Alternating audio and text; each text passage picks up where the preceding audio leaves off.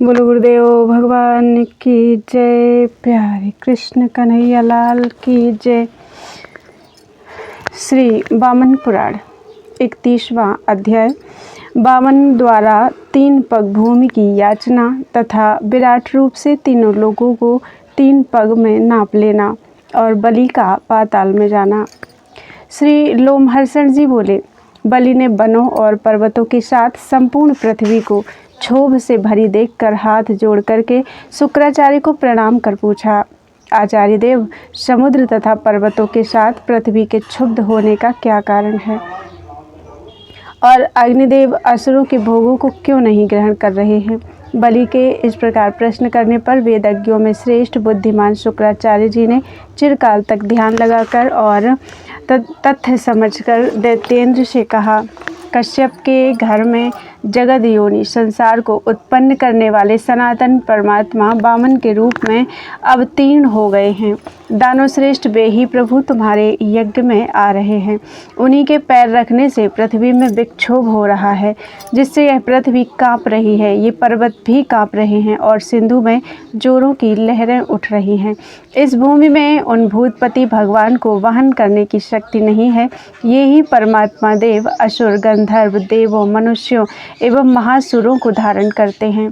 जगत को धारण करने वाले भगवान कृष्ण की यह गंभीर अचिंत्य माया है, जिस माया के द्वारा यह संसार धार्य धारक भाव से क्षुब्ध हो रहा है। उसके सन्निधान होने के कारण देवताओं के शत्रु दैत्य लोग यज्ञ भाग पाने के योग्य नहीं रह गए हैं।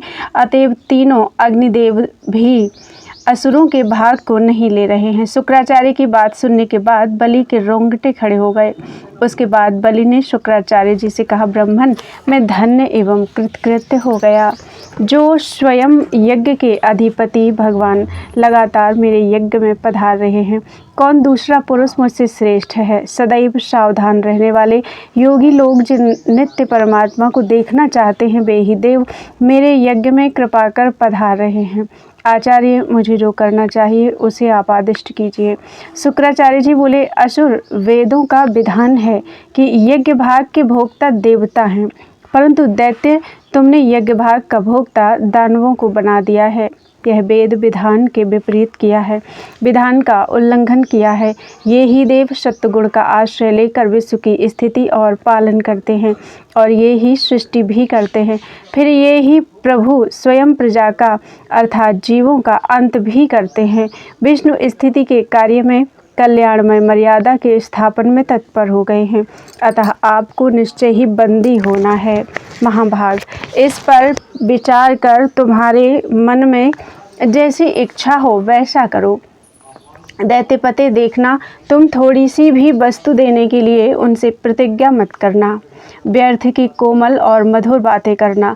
महासुर, कृतकृत्य एवं देवताओं का कार्य पूरा करने वाले तथा देवताओं के ऐश्वर्य के लिए प्रयत्नशील भगवान श्री कृष्ण के याचना करने पर मैं देवताओं के हेतु पर्याप्त धन दूंगा, ऐसा कहना। बलि बोले, ब्राह्मण, मैं दूसरों के याचना करने पर भी नहीं है ऐसा कैसे कह सकता हूँ। फिर संसार के पापों को दूर करने वाले उन देव से कहने की तो बात ही क्या है। विविध प्रकार के व्रतों एवं उपवासों से जो परमेश्वर ग्रहण किए जाने योग्य हैं, वे ही गोविंद मुझसे दो, इस प्रकार कहेंगे तो इससे बढ़कर मेरे लिए और भाग्य क्या हो सकता है।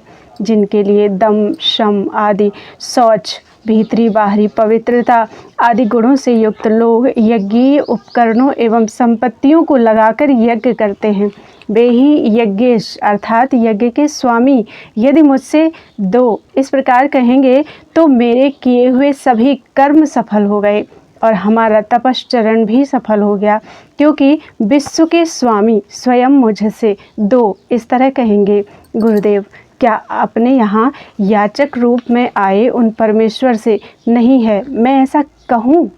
यह तो उचित नहीं जचता। भले ही प्राणों का त्याग कर दूंगा, क्योंकि किसी भी याचक मनुष्य से नहीं है यह नहीं कह सकता। दूसरों के भी याचना करने पर जब मैंने नहीं है ऐसा नहीं कहा, तो आज अपने यहाँ स्वयं पूर्ण परमेश्वर के आ जाने पर मैं यह कैसे कहूँगा कि नहीं है। दान के कारण यदि कठिनाई आती है तो उसे वीर पुरुष प्रशंसनीय ही मानते हैं, क्योंकि दान का महत्व उससे और भी बढ़ जाता है।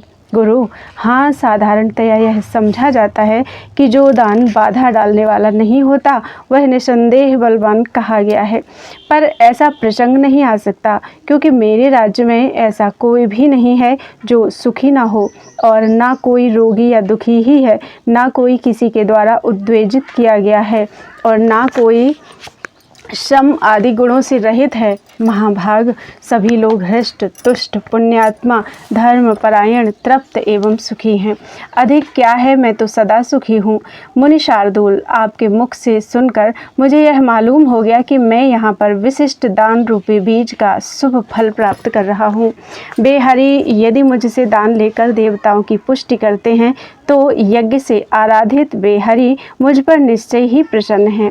यदि श्रेष्ठ बीज ऐसा दान महान योग्य पात्र पूज्य जनार्दन को मिल गया तो फिर मुझे क्या नहीं मिला। निश्चय ही मेरा यह दान विशिष्ट गुणों वाला है और देवता मेरे ऊपर प्रसन्न हैं। दान के उपभोग की अपेक्षा दान देना 100 गुना सुख देने वाला माना गया है। यज्ञ से पूजे गए श्री हरि निश्चय ही मेरे ऊपर प्रसन्न हैं, तभी तो निसंदेह मुझे दर्शन देकर मेरा कल्याण करने वाले वे प्रभु आ रहे हैं। निश्चय ही यही बात है। देवताओं के देवभाग की प्राप्ति में रुकावट होने के कारण यदि वे क्रोधवश मेरा वध करने भी आ रहे हैं तो भी उन अच्युत से होने वाला मेरा वध भी प्रशंसनीय ही होगा। मुनि श्रेष्ठ, यह समझकर जगन्नाथ गोविंद के यहाँ समुपस्थित होने पर आप मेरे दान में विघ्न न डालें। लोमहर्षण जी बोले, शुक्राचार्य और बलि में इस प्रकार बात हो ही रही थी कि सर्वदेवमय अचिंत्य भगवान अपनी माया से अपना वामन रूप धारण कर वहां पहुंच गए। उन प्रभु को यज्ञ स्थान में उपस्थित देखकर दैत्य लोग उनके प्रभाव से अशांत और तीव्र तेज से रहित हो गए।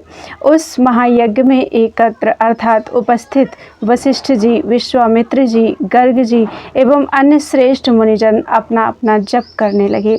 बलि ने भी अपने संपूर्ण जन्म को सफल माना, किंतु उसके बाद इधर खलबली मच गई और संक्षुब्ध होने के कारण किसी ने कुछ भी नहीं कहा। उनके देदीप्यमान तेज के कारण प्रत्येक ने देवाधिदेव की पूजा की। उसके बाद वामन रूप में प्रत्यक्ष प्रकट हुए विष्णु भगवान ने लोगों से पूजित होने के बाद एक दृष्टि से चारों ओर देखकर उन विनम्र दैत्यपति एवं मुनिवरों को देखा तथा यज्ञ अग्नि यजमान यज्ञ कर्म में अधिकृत सदस्यों एवं द्रव्य की सामग्रियों की प्रशंसा की। विप्रो, तत्काल ही सभी सदस्यगण यज्ञ मंडप में उपस्थित पात्र स्वरूप वामन के प्रति साधु साधु कहने लगे। उस समय हर्ष में बेहुल होकर महासुर बलि ने अर्घ लिया और गोविंद की पूजा की तथा उनसे यह कहा। बलि ने कहा, वामन देव, अनंत सुवर्ण और रत्नों के ढेर तथा हाथी घोड़े स्त्रियां वस्त्र आभूषण गायें तथा ग्राम समूह ये सभी वस्तुएं समस्त पृथ्वी अथवा आपकी जो अभिलाषा हो वह मैं देता हूँ। आप अपना अभीष्ट बतलाएं। मेरे प्रिय लगने वाले समस्त अर्थ आपके लिए हैं। दैत्यपति बलि के इस प्रकार प्रसन्नतापूर्वक उदार वचन कहने पर वामन का आकार धारण करने वाले भगवान ने हंसते हुए दुर्बोध वाणी में कहा, राजन, मुझे अग्निशाला के लिए 3 पग भूमि दें। सुवर्ण ग्राम एवं रत्न आदि उनकी इच्छा रखने वाले याचकों को प्रदान करें। बलि ने कहा, हे पदधारियों में श्रेष्ठ, 3 पग भूमि से आपका कौन सा स्वार्थ सिद्ध होगा। 100 अथवा 100,000 पग भूमि आप मांगिए। श्री वामन ने कहा, हे दैत्यपते, मैं इतना पाने से ही कृतकृत्य हूँ। मेरा स्वार्थ इतने से ही सिद्ध हो जाएगा। आप दूसरे याचना करने वाले याचकों को उनके इच्छानुकूल दान दीजिएगा। महात्मा वामन की यह वाणी सुनकर बलि ने उन महात्मा वामन को 3 पग भूमि देने के लिए वचन दे दिया। दान देने के लिए हाथ पर जल गिरते ही वामन अवामन अर्थात विराट बन गए।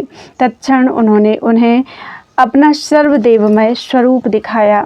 चंद्र और सूर्य उनके नेत्र, आकाश सिर, पृथ्वी दोनों चरण, पिशाच पैर की उंगलियां एवं गुह्यक हाथों की अंगुलियां थी। जानुओं में विश्वे देवगण, दोनों जंघाओं में सुरश्रेष्ठ साध्यगण, नखों में यक्ष एवं रेखाओं में अप्सराएं थीं।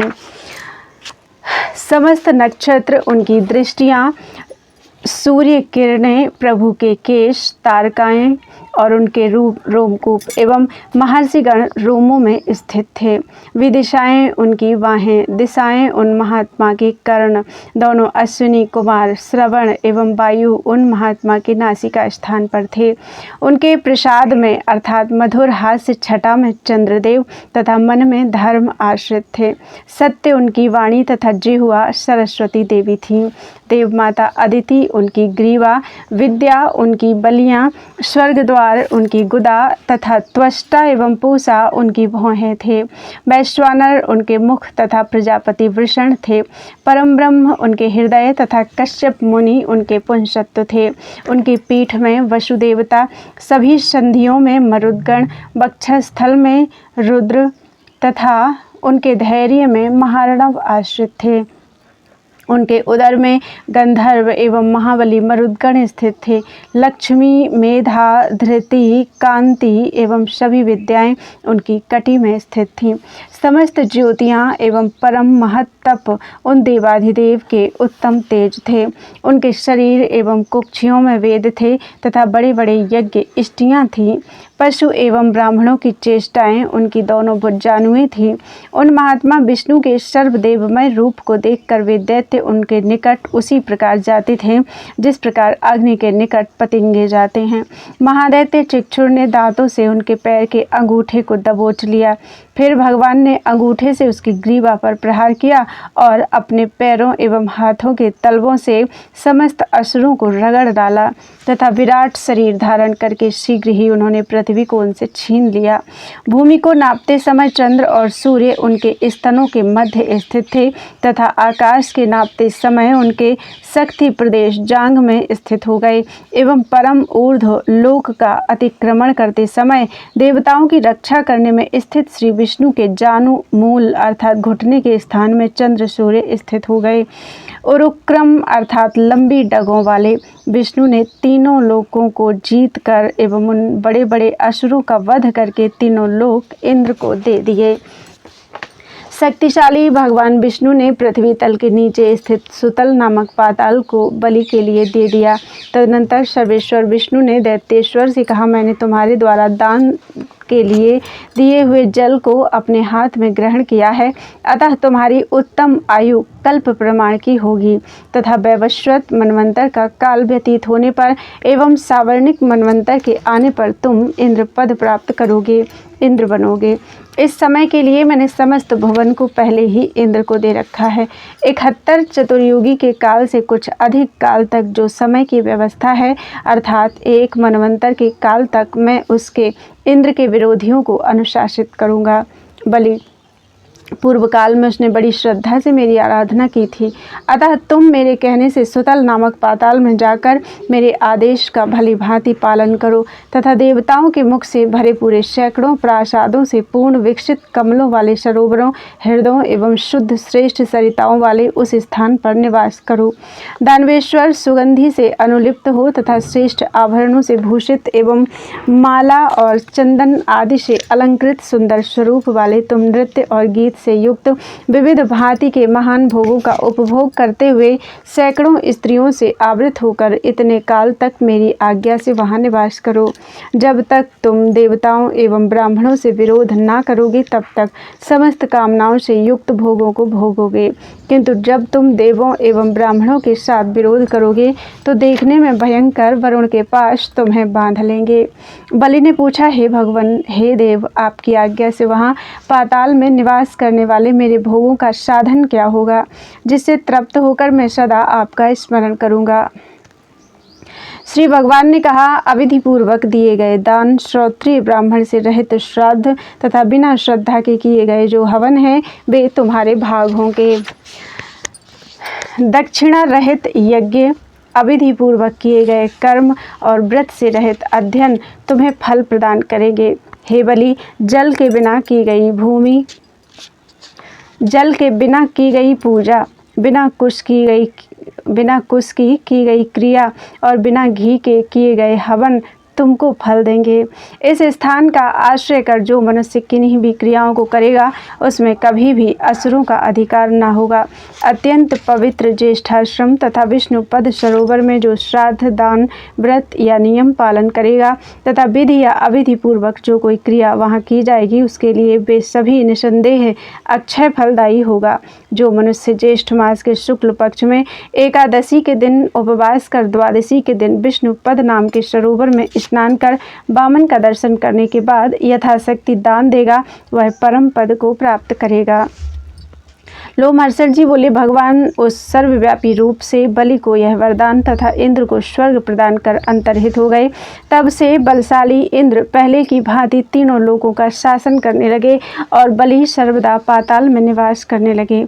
इस प्रकार उन भगवान वामन विष्णु का उत्तम महात्म्य कहा गया। जो इसे वामन महात्म्य को सुनता है वह सभी पापों से मुक्त हो जाता है। द्विज श्रेष्ठों, बलि एवं प्रहलाद के संवाद, बलि एवं शुक्र की मंत्रणा तथा बलि एवं विष्णु के चरित्र का जो मनुष्य स्मरण करेंगे उन्हें कभी कोई आदि एवं व्याधि न होगी तथा उनका मन भी मोह से आकुल नहीं होगा। हे महाभागो, इस कथा को सुनकर राज्यच्युत व्यक्ति अपने राज्य को एवं वियोगी मनुष्य अपने प्रिय को प्राप्त करता है।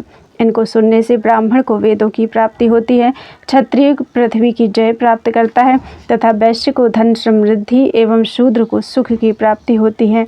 वामन का महात्म्य सुनने से पापों से मुक्ति होती है। इस प्रकार श्री वामन पुराण में 31वां अध्याय पूरा हुआ। बोलो वृंदावन बिहारी लाल की जय। त्वदीयं वस्तु गोविंदं तुभ्यमेव समर्पये तेन त्वदङ्घ्रिकमले रतिं मे यच्छ शाश्वतीम्।